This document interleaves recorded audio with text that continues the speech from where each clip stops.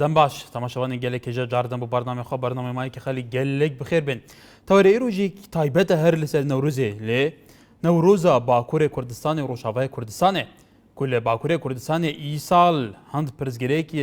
دەرکەتن پێشیا کوردان لەوی وڵاتی کوپارچە هەری مەزنا کوردستانەیە و پێیتری 20 میلیۆن کورد لەوەردەژین ئاستەنگیژە ئالیە هێزێن ئەولەکاریە تورکیا و وەزارەتە نەفخوا تورکیا و ئالیەن پەیوەندیدارن حکوومەتە تورکیا دەرکەتن پێشبەری کوردان کو نەورۆزێ پیرۆز نەکەن بەدەپێ دەستنیشانگر بووێ لە هەژدەی وێمەهێ لە باژارێ مەزنێ ئامەدێ و لە هەندە بەرەندنیên کوردان وێ نەورۆز بێ ساخکردن لێ هێزین ئەولەهیەن تورکیا دوورپێچێکە تونت یا ئەولەهیە لە وردانە لێ بە سەدان هزار کورد لە ئامەدەیان کەتن قادە نەورۆزێ و جەژنە نەورۆزێ لەور هاتە پیرۆزکردن سەرڕای کۆ هێزین پۆلیسان گەلێک ئاستەنگی دروستکردن و شیدەت بکارانی لێ کوردان لەوەر پێتری ئاهەنگە نەورۆز ئامەدێ پێتری ملیۆنێکی کورد بەشدار بوونێ و دچارچوێ وێدا بەرپرسین کوردان لەوەر هەفسەرۆکێن کەجە دێ و بەدەپێ گۆتارێن خۆ پێشکەشکردن دیسان لە باژار ئەستەمبولێ هەر هەمان ڕۆژێ کوردان ڤیان ئاهەنگە نەورۆزێ بگێرن لێژە ئالیە هێزێن ئەو لەهیا تورکیا و ڕاستی ئێرشان بوون بەوێ سەدەمێژی ئێکژێ بەرپرسێن بەدەپە لە باژارێ ئەستەمبولێ جانێ خۆ ji destda û di sê rojên rêborî tinê li Bakurê Kurdistanê nêzî 700 kesan bi sedemê ahengêrana Newrûzê cejna netewiya gelê Kurd hatin girtin li Rojavayê Kurdistanê jî bêguman Kurdan li werjekê ahenga Newrûzê gêran lê li werjek rastî gelê kerişî û mudaxileyên polîsên Esed hatin lêzê debarî van hemiyan ew Newrûza ku li Bakurê Kurdistanê hatiye girin îsal wesa tê texmînkirin ku mîna Newrûza salên destpêkên notanya çerxêbûrî Newrûzeke pir heyecan pir bersiv û pir qerebalix jî û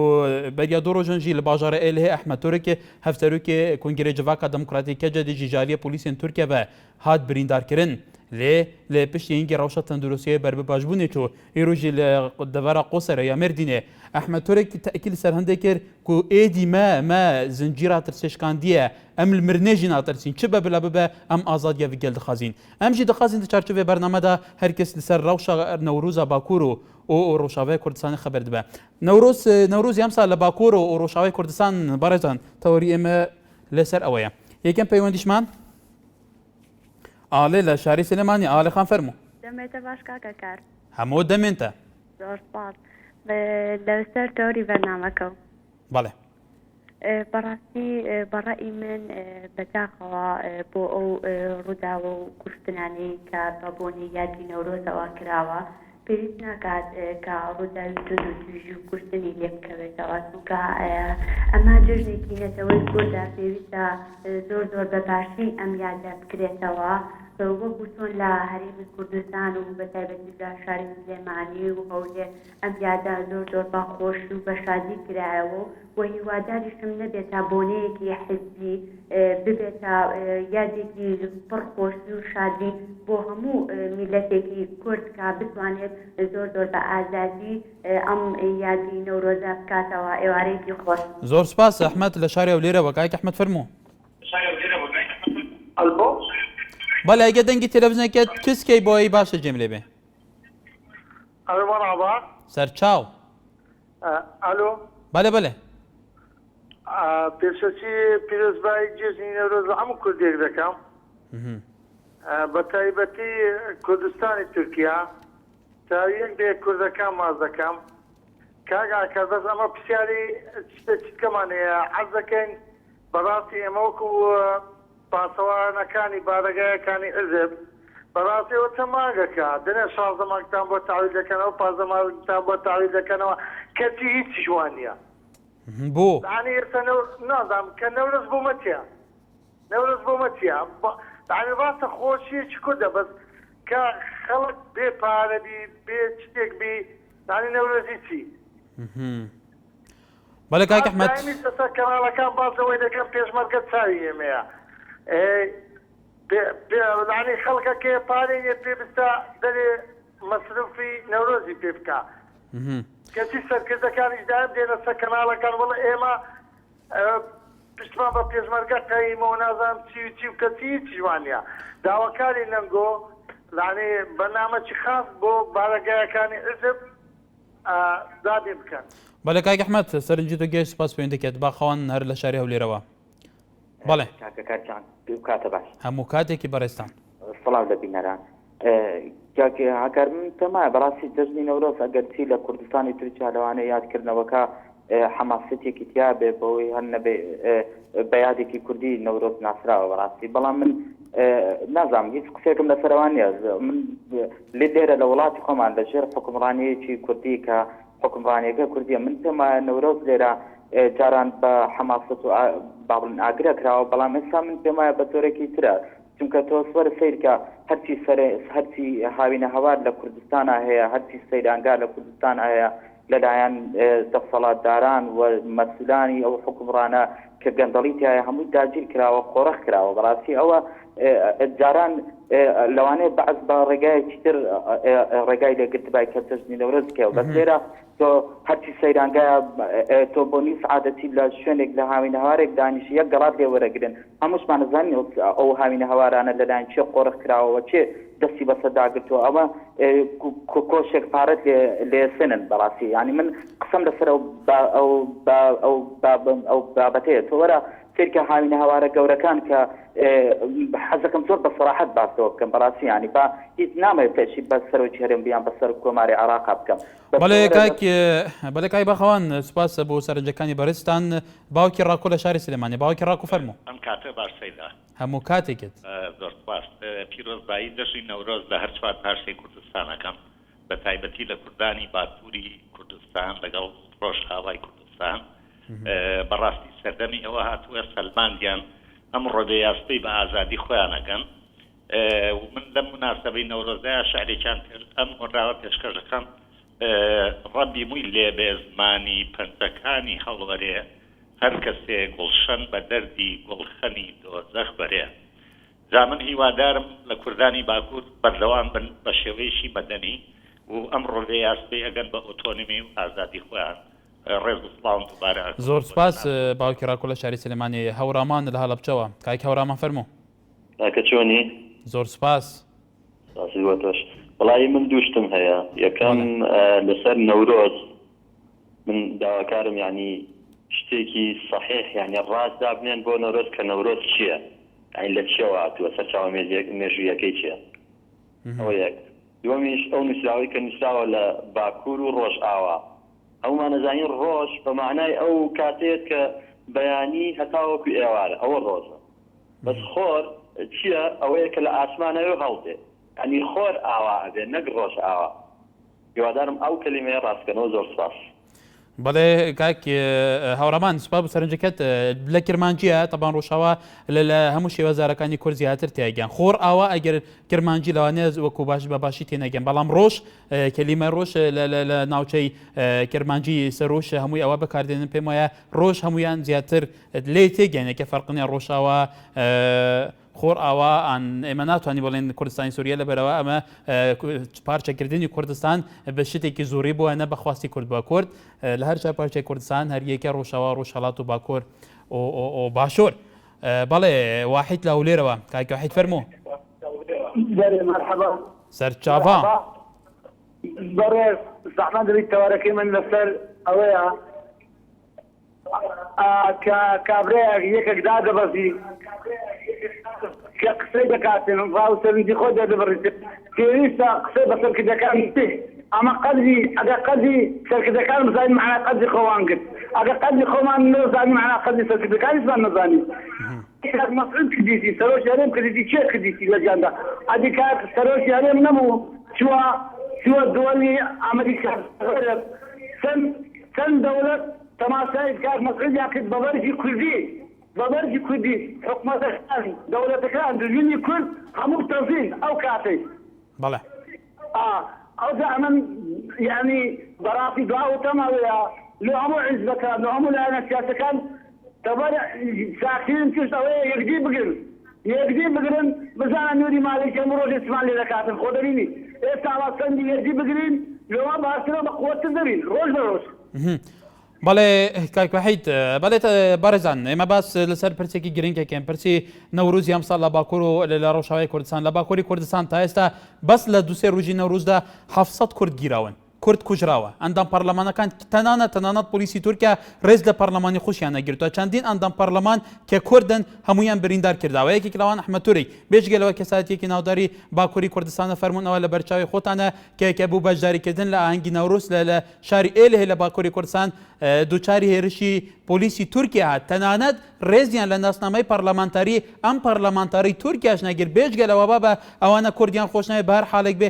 ینی ڕێز لە ناسنامەی پەرلەمانتاری تورکیاش نەگرتووە بە سەختی بریندار کردووە بەڵام بەرامبەر ئەوە ئەحمەد تووری ئەمڕۆ ڕایگەیاند کە ئەوان بۆ پێواژوی ئازادی بەردەوامە بن لە کوردستانی لە باشووری کوردستانی ئاهەنگەکانی نەورۆز بەخۆشی بەشادیە کرێ بێژگەلەوە کە هەندێک حەوادیسی مرۆر هەیە بەداخەوە ئەمڕۆ لە ئاکرێ بەهۆی ڕووداوێکی هاتوچۆوە 4 کەس گەنیان لەدەستداوە ئەگەر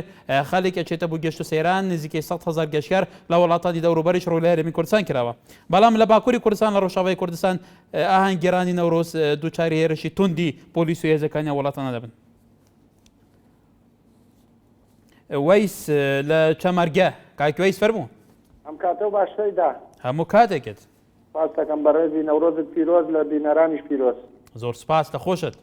بەڕێزی سپاس دەکەم وڵا سپەیدا جا منەمەوێ بە پندێک دەست پێکەمەڵێ ڕاستیەکی تاڵ لە 1000 درۆ شیرین چاکترە بەڕاستیەکە یعنی گەلی ڕژێمی تورکیا ئەوە پێویست ناکا بەوەی حاشا لەو ڕاستیە بکە ینی ئەو ڕاستیەی سەی مرۆ وای لاتوە خەریکە لە نەتەوەی کوردیش دەرەچێت جەژنی نەورۆزە بێ بە جیهانی لەبەرەوەی ئیسا سەلامی خوای لێبێ تا ئیسە مێژوەکەی دیار نییە ئایا کومکەی لە داوی بووە یەکێگەڵێ 25 12 یەکێگەڵێ 12 یەکێگەڵێ یەک ڕای لەسەرە ئەمە کراوە بە زاین یعنی هەتا زاینەکەشیان کە سەری ساڵیانە لە ناحیەی زمانەوانی وە هەڵەیە چونکە لەبەرەوەی زاین بۆ حیواناتە بێ و پەیابوون یا لە دایک بوون بۆ ئینسانە بێت ئەوان شانازی پێوەکەن عەلا کولێکەی پیرۆزیان بێ یا جژنی تری بۆنەی ئاینی تر هەیە تەنیا لە مەسەلەی ئاینەکە ئەوەی لەژێر چەتری ئاین نابێ ئەو جژنە جژنی ئەوەی ناوەی لە دەروی ئاینەکە بێت جژنی ونیە بەڵام نەورۆز پەیوەندی بە ساڵنامەی کوردیوە هەیە و جژنێکی کووردە ئەوە پێویست ناکا کەسێکی تر لێمان داگیرکایە لێمان سێنێ 100,000 ملیۆنەهاش بگرن ئەوە پێویست ناکا هەر ئەچێتە سەر و ئەشبێ بە جیهانی بوون چونکە لەبەرەوەی نەورۆز وردە تورکیش ئەبێت یادی جژنی بەڵێ کاگوێ سەر لەسەر قسەکانی تۆ سەرۆکەزیری کەنەدا بە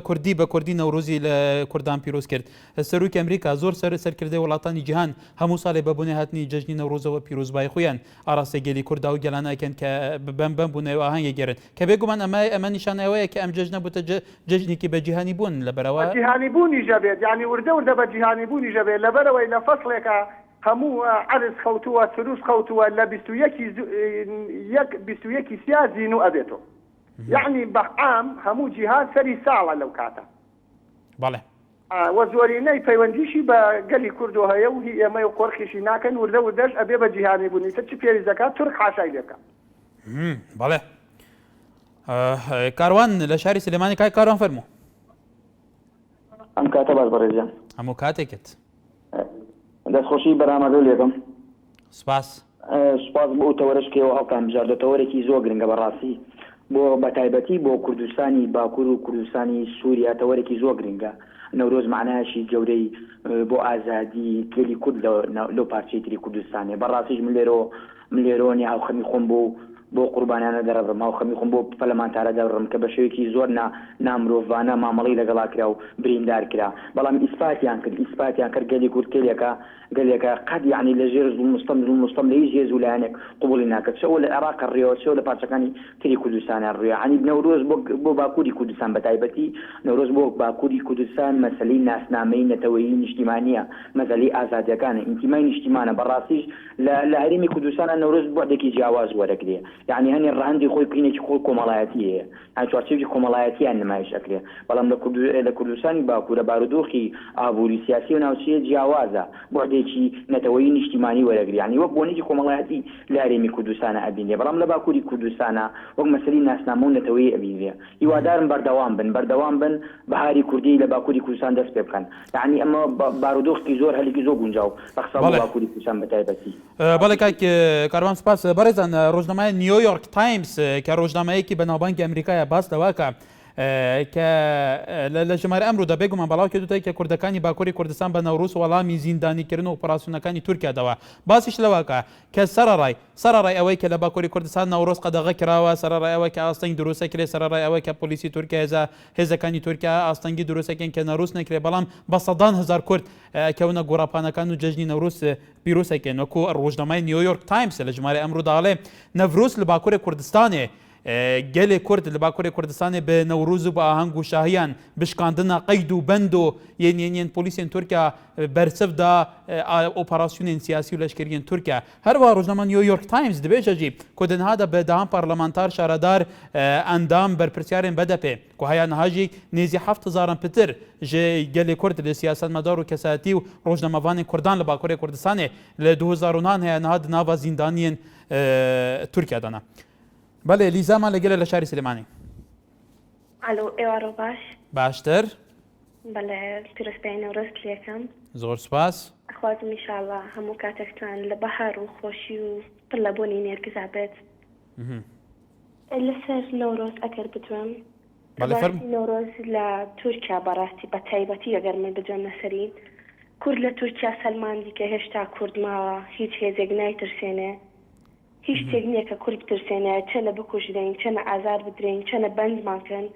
ئێمە هەر کوردین و ناسنامەی کوردبوونی خۆمانە سەلمێنین ئەگەر لە هەر شوێنێکی دنیا بین ئێمە هەر کوردین بەڵام لە کوردستانی خۆمانە ئەگەر لەسەرەوە بدوێن بەداخەوە کرابە بۆنێکی حیزبی لە سلێمانیا لە بەردەمی مەڵبەندا ئاگری نەورۆز ئەکرێتەوە خەریکە و بەڵام لە هەولێریش لە بەردەم لقەکان و لە بەرچاوی تەڕۆکی پارتیا بێ ئاگری نەورۆز داگیرسێنرێ ئەخوازم گڕ و بڵێسی نەورۆز گڕ و بڵێسی ئاگری نەورۆز هەموو زۆردارەکان لە ناوبەرێت و بیان سووتێنێ و ئەگەر لەسەر شتێکی کە بەدوێم کاکار بەلای کرد بە کورتی لیزا خان خەڵی زۆر لەسەری پەیوەندیە لە سووریاکە زۆر ئەشکانجە ئەدرێن هاتاوەکو ئێستا بەڵام من ئەوە ناڵێم ئەی کوردینە داریازادی بە خوێناو نەدرێ قەت بەرناگرێ کاتێکی شات شاتر بۆ تۆ سپاس داستان لە کەرکووکەوە بەڵێ داستان خان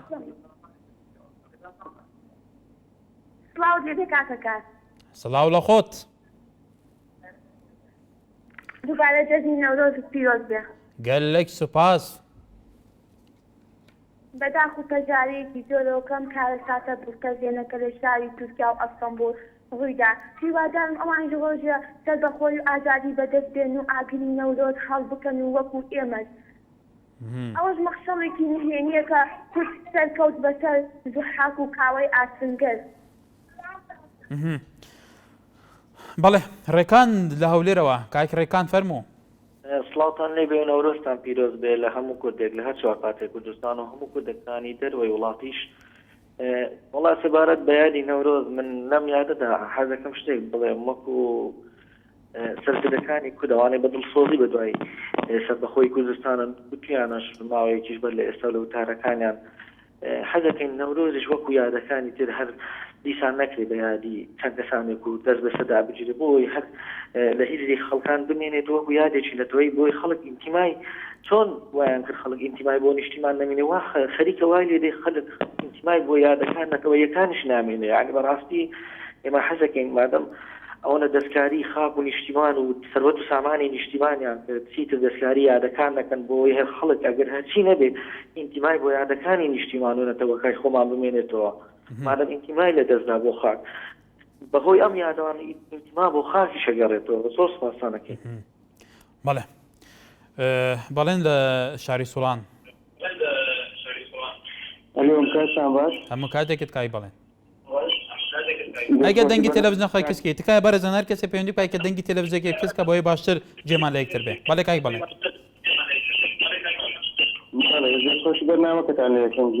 زۆر سپاس بەرنامەیەوە ینی عزم ئەکرد ینی لەو بەرنامەیەدا ینی هەر لەو ساڵە سەربەخۆی کوردستان ڕاگرێنرا باگەسی ینی بێن جەنابی سەرۆک موژدەی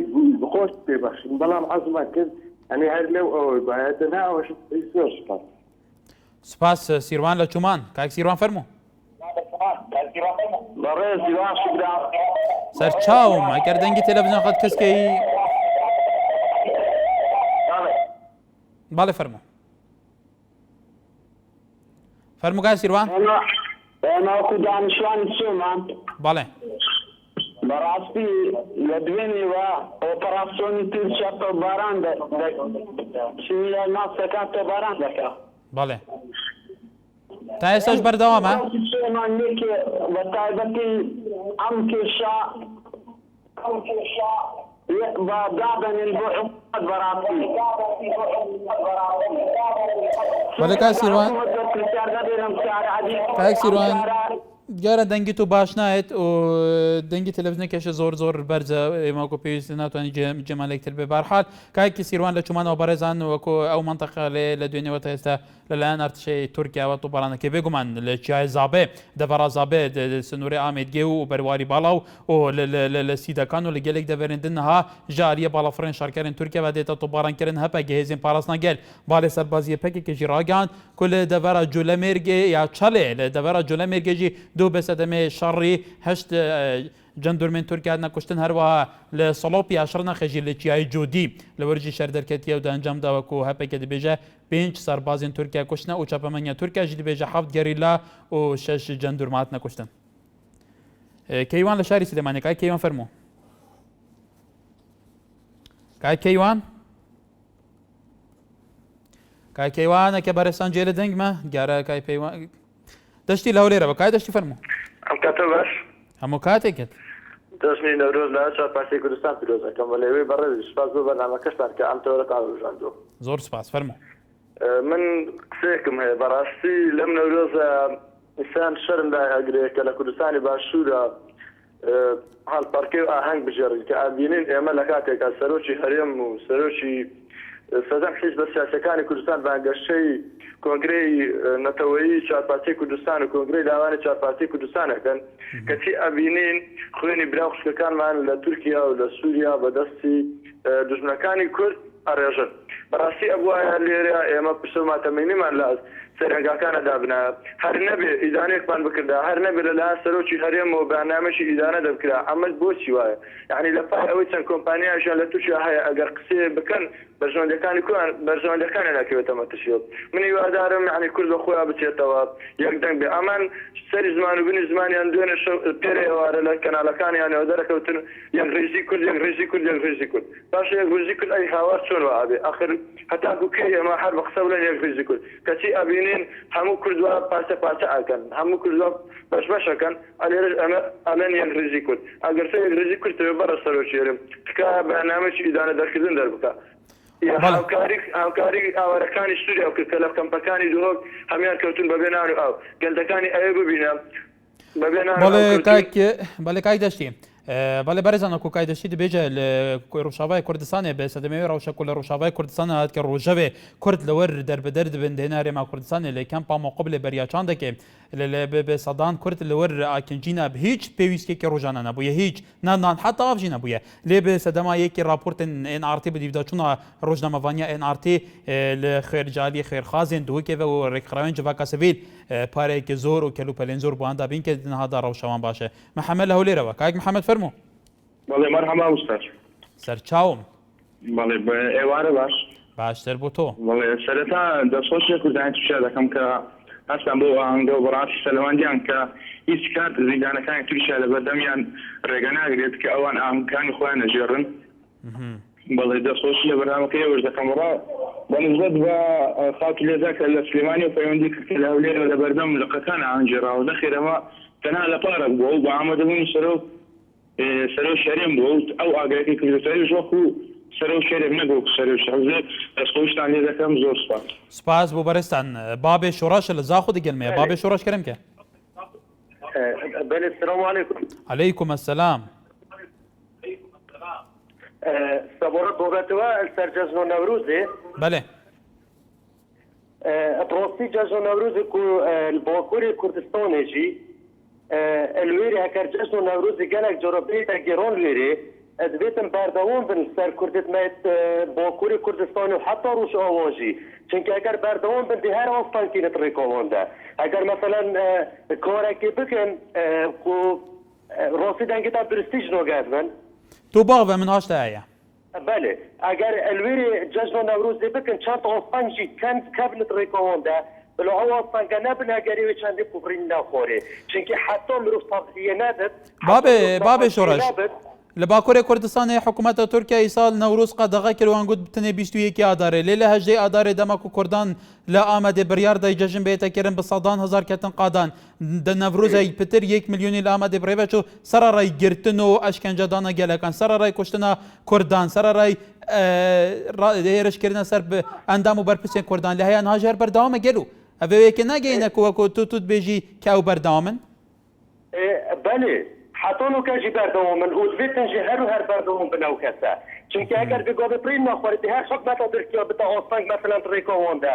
هەر بتە ئۆسانگ کوی چەندی و کورد سەر خۆڕن ناڕۆکن بەس کورد بێتە ناپرسن بێتە جورئەت کۆر بکن هەمی پێک بە دەست خۆ بکەنە تێکدا حتا لایەنی سیاسیجی بێت هەمی پێک بە دەست خۆ بکەنە تێکدا خۆ بکەنە ئەیکرێت دۆ بشن بەرامبەر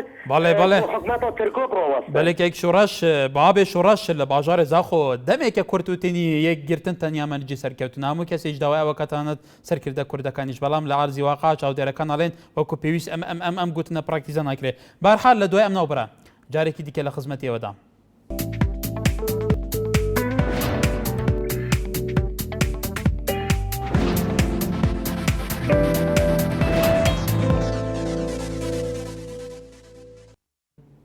دووبارە سەڵاو بەرزان لەسەر تۆڕی کومەڵاتی پێیجێنارتی ئیدریس نۆرسی ئاڵێ سەلماندیان کە کورد هەموو شتێک بۆ سەر بەخۆی خۆی ئەکا هەروەها زرنگ تەنیا ئاڵێ کوردانی باکوور سەلماندیان کە نە جەندەرمەی تورک و ناتۆپ و تەیارە ناتوانێت چوک بە کورد بدات بەجلی دایکی محەممەد لە هەریرەوە لە گرمانە دایکی محەممەد فەرموو بەێ مەرحەبا سەرچاوم جەژن و پیرۆزبی جەژناتەژی پیرۆز بیت جەژن و پیرۆزبی تەمەن و درێژبی هیواکەکەوت بۆ ئەخوات لەو بەرنامەی دەستخۆشی لێ ئەەکەم لە جەنابی سەرۆ ئەەکەم جەژنە پیرۆزەی زۆر سوپاس بۆ ئەخوازم هیوای سەرکەوتن بۆ ئەخوازم زۆر دەوتەنجین بەو کارە ساتەی کە ڕوویدایە کە لە تورکیا کە لە کۆڵانەکانی کورد زۆر زۆر دەستخۆشتا لێ ئەەکەم کە هیوادارم داواشنا لێ ئەەکەم لە ئەو کە ئەوانەی پێشمەرگەی داواکاری هەیە لە جەنابی سەرۆک کە ئەگەر قەرەبووشمان نەکاتەوە ئەگەر مەعاششمان لۆ زیاد نەکا کە پارچە زەویەکمان پێ بدا لە ڕێگەی بەرنامەکەی ئێوە لەباتی ئەو قەرەبووی بەڵێ دایکی محەممەد لە هەریرەوە هیواداری نشێنە پەیوەندیارەکان و کوتوا لە سەرروکاریمی کوردستان جێ لە سەرنجی تو بێ کە بێگومان جەنابێکی زۆر جار باستەوەکە کە پێشمەرگە ڕوولێکی ماندوونە ناس و زۆر ڕێزەریان گەلەیە ئیسماعیل لە قەندیلەوە کاک ئیسماعیل فەرموو ئێوارەتان باش و جەژنتان پیرۆز بێت لە خۆشت پیرۆز بێ و گەلێک سوپاس تایبەت جەژنە پیرۆزە لە هەگشت گەلی کوردستان دەکەم بە تایبەت لە گەلی خۆراگیری باکووری کوردستان و ڕۆژاوای کوردستان کە جەژنی نەورۆزیوان تایبەتمەندێکی تایبەتی هەیە چونکە لە ژێر فشار و چەکی داگیرکەرانی وەکو دەوڵەتی تورکیا بە تایبەت لە باکووری کوردستان ئەو هێرشانەی کە لەلایەن پۆلیسەکان کە ئێمە ڕۆژانە دەبینین دەکرێتە سەر ئەو بەڕێزانەی ئەو دڵسۆزانەی کە بۆ لە هەوڵداندان بۆ بەدەستێنانی ئەو مافانەی کە بە سەدان ساڵە لەلایەن ئەو ڕژێمانەوە لە گەلی کورد زەوت کراون ئەوەی کە ئێمە دیتمان لە باکووری کوردستان بەرخودانێکی زۆر جوامێرانە بوو لەلایەن گەلی بەڵام کاک ئیسماعیل ئەو پێواژۆ و بەرخودانەی ئێستا لە باکووری کوردستان هەیە لە ڕۆژاوای کوردستانیش بێگومان لەو هەردوو پارچەی کوردستان هەیە کە لە ڕۆژاوای کوردستان خەریکە ڕژێمی بەشارە لە سەردەمێنی ئەو پارچەی کوردستانی شەکو چاودێران ئەڵێن ئازاتە بێ لە باکووری کوردستانیش تەفگێری سیاسی تەفگێری کومەڵاتی تەفگێری شۆڕەشگێری ئەو پارچەش زۆر بەهێزن و لە ئیرادەیەکی بەهێزدان تۆ بۆ ئەم ڕەوشەی ئەوان چیا لێ پێت وایە لەم سەردەمایە کورد بتوانێت خاوەن ستات و خاوەن ئازادی بێ لەوێش ئەمە بە یەکشت دەکرێت بە یەکێتی ڕیزەکانی گەلی کورد دەکرێت بە تەنانەت بە قسەنا ئەمە دەبێت بە بچیتە ئەرزی واقع هەرچی زووە لەم ساڵدا کۆنفرانسی نەتەوەی کورد ببەسرێت کورد بتوانیت گوتاری سیاسی نەتەوەی خۆی یەک بخات لەکوێ پێویست بێ بەرگری لە مافەکانی خۆی بکات و لەکوێ پێویست بێت بەرگری لە مافەکانی خۆی بکات و ئەو مافانەی کورد کە بە سەدان ساڵە زەوت کراون لەلایەن ئەو داگیرکەرانەوە ئەو دەوڵەتانەوە کورد بتوانیت ئەو مافانەی خۆی وەدەست بێنێتەوە چونکە ئێمە میلەتێکین مافەکانمان لێ زەوت کراوە کە بە سەدان بەڵێ سەرنجەکانت گەیشتن گەلێک سوپاس حەمید لە هەولێرەوە کاک حەمید ئێوارەت باش ئێوارەتان باش دەستتان پیرۆز بێ کاکەکاری بەڕێز لە هەموو کەناڵی نالیای خۆشەویست گەلێک سوپاس کاک حەمید ئەگەر تو سەرنجدا بێ ئەوێنەی پێش ئێستا بەڵاو بووتەوە لە شاری دیاربەکر ئامەد لە باکووری کوردستان ئەو پۆلیسانەیە کە هیچیان خەڵکی ئەو شارانینە هیچیان ناسنەمەی ئەو شارەیان پێ نییە هاتوون تەعەدا لە خەڵکی ئەو شارە بکەن لە خەڵکی شاری ئامەد بکەن لە کوردانی ئەوەی بکەن بە ئەوەی کە نەتوانن ئاهەنگی نەورۆزی سەرساڵی نەتەوەی خۆیان پیرۆزکەن تو کومنتت بۆ ئەمە چیە سەرڕێ ئەو زەختەنەش هەمجار نەورۆزکرانە ڕۆژی 1 ملیۆنیان ساڵ لە ئامەد ئەمەی لە بەرچاوی تۆە تو کومنتت چیە لەسەرەوە کاک حەمید والله من ڕاو تێڕوانینی من ئەوەیە بەڕاستی دەبێ کۆماری تورکیا ئەوە بزانێت کە تورکیای زمانی عوسمانلیەکان نەماوە سەردەمی عوسمانلی بەسەر چووە ئێستا تا ڕادەیەک تورکیایەکی دیموکراتەیە دەبێت ڕێز لە مافەکانی مرۆڤ بگرێ ڕێز لە ملەتەکانی تر بکرێ وەکو کورد وەکو مەسیحی کوردان حەقی خۆیانە لە هەموو شوێن یادی نەورۆزیان بکەنەوە بەڵام بەبێ زیادە ڕەوی بەڕاستی من لەگەڵ ئەوەدام کە چارەسەری کێشەی کوردان لە هەموو ناو هەموو دەوڵەتەکاندا کە کوردی تێدایە بە ڕێگایەکی دیموکراتیک بکرێ کە بە هیچ شێوەیەک دەستکاری وەرنەدەنە بۆنە نەتەوایەتەکانیان جەژنی نەورۆز بۆنەیەکی نەتەوایەتی کوردانە یعنی کوردانیش بەڕاستی دەبێ واز لەو بێهۆشیە مێژوێ بێنن لەو عەقڵیە دواکەوتیوە بێنن هەمومان لەو بۆ نیشتیمانیەدا بەڕاستی عەقڵیەتمان دینامیکی بێت یعنی واز لەو عەقڵیەتە دیناسۆریە بێنین بە دەنگەوە بە ئاگا بێنەوە یعنی هەر شتێکی ڕاست هەر حیزب لایەنێک هەر کەسێ بیکە هەموو میلەتێک بۆنەی نەتەوەی خۆی هەیە ئێمە دەبێت خاڵێکی هاو بەش کۆمان بکاتەوە یاک سەرکردەیەک هیچ میلەتێ بێ سەرکردە نەبووە ئەبێت تۆ لەو دنیادا لەو هەرێمی کوردستاندا تۆ سەرکردەیەکت هەبێ یا یادێکی نەتەوەیەتیت هەبێ بۆیە داواکارم لە هەموو لایەک پشتیوانی یەکتری بکەین ڕاستی هیچ کەسێک جەژنی نەورۆزمان لێ نەشوێنێ جەژنی نەورۆز جەژنی هەمووانە و من سپاسان دەکەم زیاتر سپاس کاک حەمید سپاس بۆ سەرنجەکانت لە شاری هەولێرەوە مام سابیرە لە پێنجوین مام سابیر ئەم کاتۆ باش کاکەگیان ئێوارە و باش جەژنی پیرۆز بێ زۆر سپاس لە خۆشت پیرۆز بێ دەستخۆشی بەرنامەکە لێ دەکەم زۆر سپاس کاکەگیانەوە بۆ ڕوونکردنەوەی جەژنی نەورۆز بەڵێ نەورۆز وشەیەکی کۆنی کووردە بە ناوی نەورەز ینی ئەم مانگە کە خەڵک پێ ڕزگارە بێت لە بەفر و سەرما و خەڵک بۆ ناو ڕەز و واخەچێ تا ئیتێش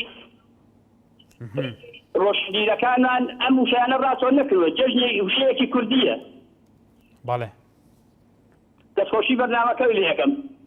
زۆر سپاس مام سابیر بۆ ئەو سەرنجە جوانەکانە لەسەر نەورۆز کە نەورۆز لە چێ هاتووە نزار لە هەولێرەوە هەموو کاتێکت کاکا جەژنی نەورۆز لە ئێوە پیرۆز بێ لەگەلی کوردیش پیرۆز بێ لە خۆشت پیرۆز بێ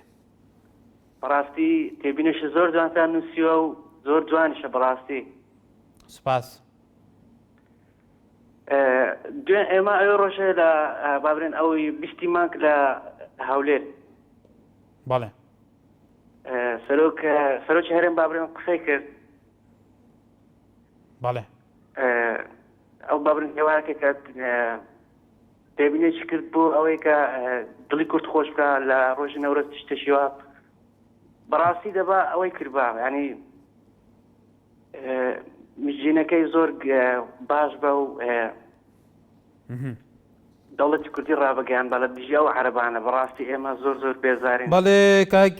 نزار لەولێرەوە سەرۆکی هەرێمی کوردستان باس لەوە کرد کە ڕەوش و هەلومەرجی ئێستانەکەوە قسەی خۆیەتی قسەی هەموو سەرکردەکانی کوردە کە ئێستا ڕەوش گونجاو نییە وەکو خۆیان ئەڵێن بەس ئەڵێن ئەمە ئاواتێکی کوردە سەرۆکی هەرێمیش بەو بوونێ وتی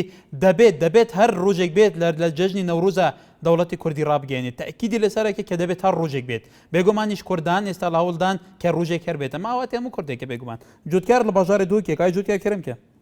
ئەو دەمێتە باش هەموو دەمێنتە ئەس جەژنان نەورۆزت بۆ کوردستانی ڕۆژاوای کوردستانێتیان سویدارم ور جەژنان نەورۆزی بیتە سەربەخوا گەلێ کوردستانن هەمی پارچەت کوردستانە چهار پارچە و هیویدارم ji xwedê mafet milletê Kurd dest ve bên. Alo. بەڵێ کاک جوتکار بەڵێ سوپاس بۆ پەیوەندیاتە محەممەد لە شاری سلێمانی کای محەممەد فەرموو کاتەوە باش بەڕێزەکەم هەموو کاتێکت بێەوەی بیاخوازەوە سپاس بەساخم وەڵام پرسیارێکم هەیە پەیوەندی بە تەوەرەکەشەوە نییە ما ئەگەر لێم وەرگری زۆر سپاس دەکەم فەرموو بە تاکید فەرموو بەلایکە بە کورتی بە قوربانم سپاس وەڵای من لە وەزارەتی سەحام لە کارمەندێکی وەزارەتی سەحام ئەوە بۆ تقریبان بۆ 3 ساڵە بێ لێرەم لەم قەسخانەیە دەوامەکەم بەڵێ یعنی بە تەنسیبی 7 مانگە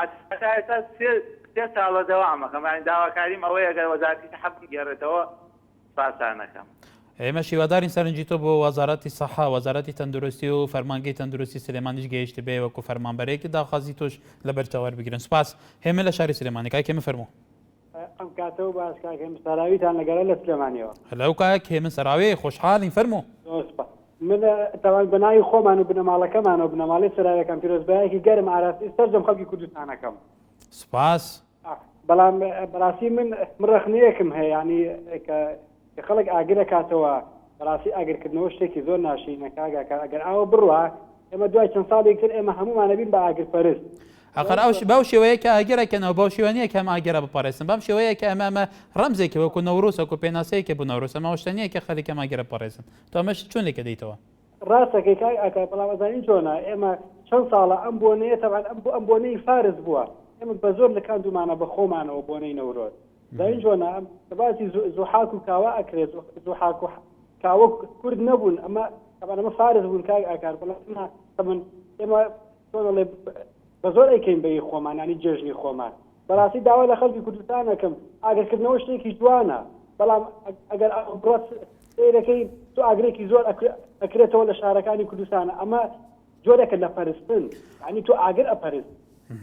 بەڵێ کاک هێمن سەرباز بۆ سەرنجی تۆش جەلال لە هەولێرەوە کای جەلال فەرموو جەژنی تۆش پیرۆز بێ جەژنە پیرۆزە لە سەردە میلەتی کورد لە هەر چوار پارچەی کوردستان دەکەم بەڵێ بە بڕوای من کورد لە باکوور ئازاد نەبێت کورد ناتوانێت ئەلانی دەوڵەتی کوردی بکات دەستخۆشیان لێ بۆ مقاومەتەی دەکەن دژی ئەو تورکانە و دەستخۆشی لە برایانمان لە سووریا ژەکەین کوردانی سووریا هەر لە ڕێجە ناتانەوە ئەگەر مەجال دەرتان شارێکی بخوێنەوە فەرموو من ناڵم نەورۆزی منە جەژنە پیرۆزی منە تاکو نەبینم کوردستان گشتی یەکی گرتووە ورد و درشتی ئەو ساکە ئاڵێم چۆکتەکەی کە لەکە لەی سەری حاکیداوە بە هیوایەوەی هەر هەمومان یەک بگرین و بە یەک دڵ و یەک پارچە و یەک دەست بۆی بتوانین کوردستان ڕزگار بکەین و نازانم کوردستان چوار پارچەکەی لەبەرەوە پارچە کراوە بە دەستی دووژمنات کوردستان یەک کوردستانە کوردستانی گەورەیەکی ئینشاءالله هەلومەرج لەبار بە حەول و قووەتخوا بین بە دەوڵەت ئێمەش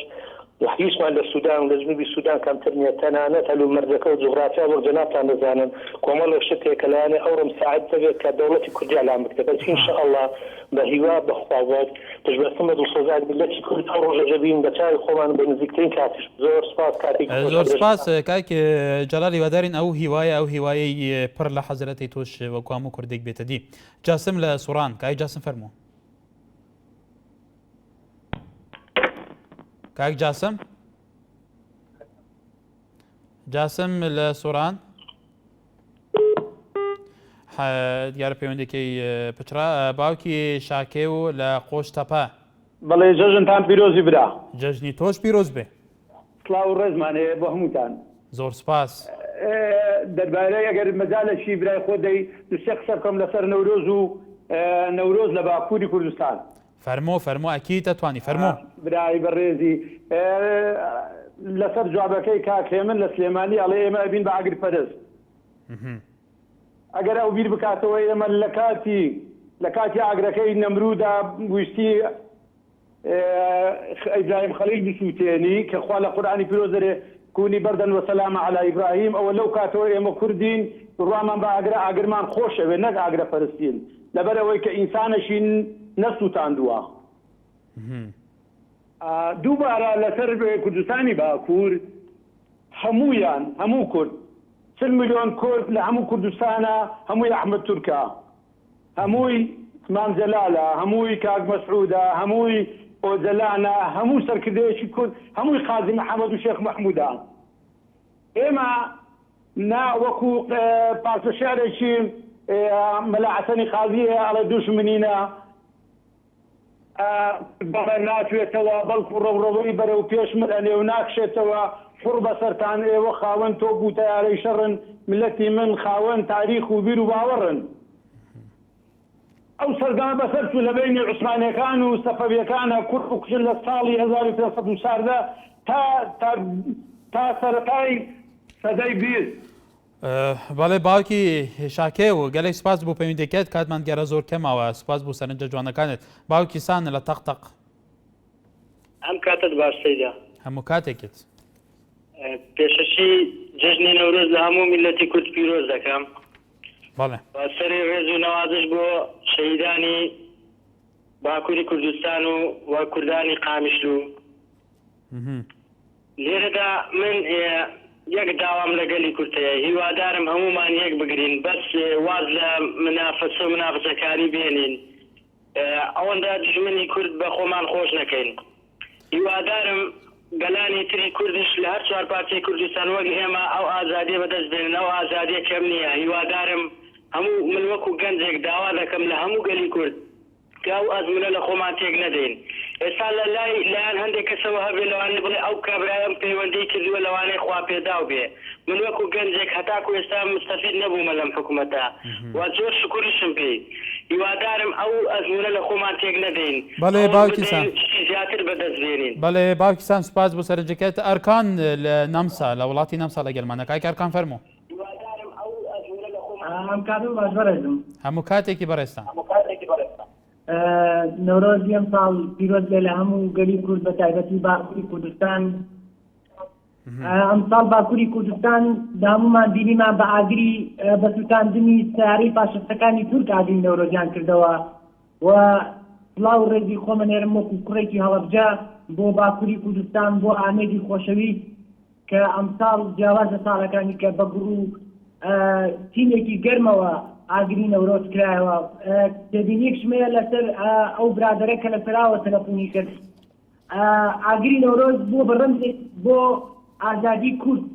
نەورۆز بۆ بەڕەمزێک بۆ سەربەخۆیی کورد ڕۆژ بە ڕۆژ ساڵ بە ساڵ ئێمە دڵمان بە نەورۆزێک خۆشەکە ئازادەکانمانی تیادینەوە سەربەخۆیی کوردستانی تیادینەوە هەر ئەوەندەڵێم دەستخۆشی سڵاو ڕێز بۆ باکووری کوردستانە نێرم دیوای سەرکەوتن بۆ هەموو گەلی کورد بەڵێ سوپاس بۆ پەیوەندەکەشێت کاگەرکان لە نەمسا باوکی سەفا لە شاری هەولێرەوە باوکی سەفا فەرموو فەرموو ئێوارەتان باش قوربان باشتر بۆ تۆ زۆر سپاس بۆ بەڕێستان و دەستخۆشتان لێ دەکەم زۆر سپاس وڵی ڕوونکردنەوەیکی بچووکمەیە لەسەر نەورۆز و شەی نەورۆز ئەگەر کەمێک ماوەم پێ فەرموو بە تاکید بەس کاتمان بەرەو کوتاڕواکە بە کورتی بەڵێ بەڵێ جان وڵی چەند بەڕێزێک تازە هەر کەسە ڕای خۆی دەربڕی لەسەر نەورۆز و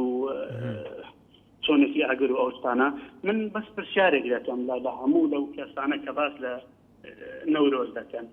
کوردستان و فارس و ئۆزباکستان و تورکمان پاکستان و هندستان و ستان نەظام حەب دەولەت بە هاوار دەکەن وڵی نەورۆز ئیلمەیە و نەورۆز ئەوەیە و نەورۆز ئیلمەیە من ناظرم نەورۆز هیچ کەسێک ئەوە یەکەم دووەم من دلیلی تەواو تەواوم بەدەستە تەحدای هەموو مؤرخەکانیش دەکەم بابێن بەرامبەرم دانیشن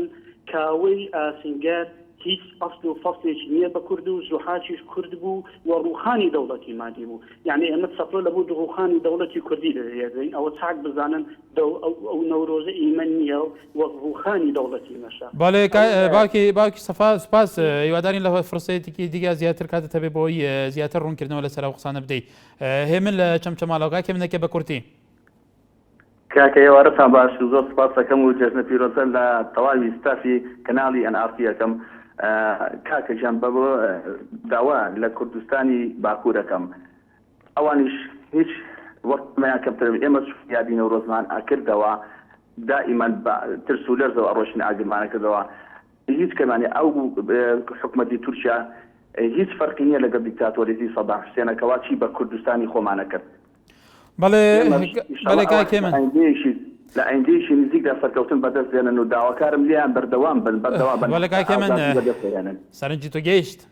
بەڵێ تەماشاوان نێجا لە باکووری کوردستانی لە ڕۆژاوای کوردستانی نەورۆز ئیسا ڕاستی گەلێکی ئاریشیان بۆ خەڵک لەوە هات کوشتن و نەرێن کوردان هاتن بریندارکردن لێگەل بە سەدان هەزار داکەتن قادان و نەورۆز پیرۆزکردن و ئەو سەرکردن کوردانجی لەوان پارچانجی بەحسی سەرکردنا گەلکردن لە ڕۆ باشووری کوردستانیژی سەرکردن کوردان لەبەر ئەوانجی بەحسیان دەکردن و پێویستە کورد خودی ستات و خودی یەک ڕێز بە گەل و مادەم ئەوە هەموو ئاخفنەوان سەرکردانە ئیتر گەل چاوەڕەیە و ئەو ئاخفنە سەرکردنوان بێژیت پراکتیزە بکەن یەک بگرن ستاتۆ و کنفرانسی نەتەوێژی بێ لەدار خستن هەرچاو بیت گەل چاوەڕەیە وێ بەرسەبا سەرکردن خۆی و ئەوەوان گوتی هەیە سبەیەکی تەوەرەکی گەرمتر دە خزمەتەوە بگەم هەر شاد و بەختەوار بنێوار باش